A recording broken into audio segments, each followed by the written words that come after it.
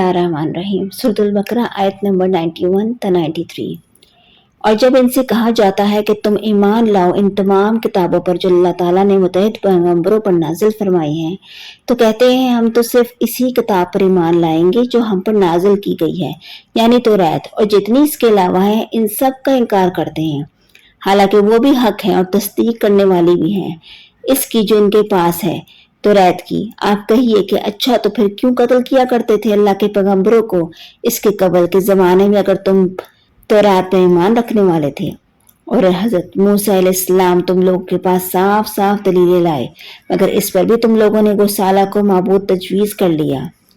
मूसा अलैहिस्सलाम के तूर पर जाने के बाद और तुम सितम ढा रहे थे, और जब हमने तुम्हारा कौल इकरार लिया था और तूर को तुम्हारे सरों के ऊपर ला खड़ा किया था, लो जो कुछ अहकाम हम तुमको देते हैं हिम्मत और पुख्तगी के साथ।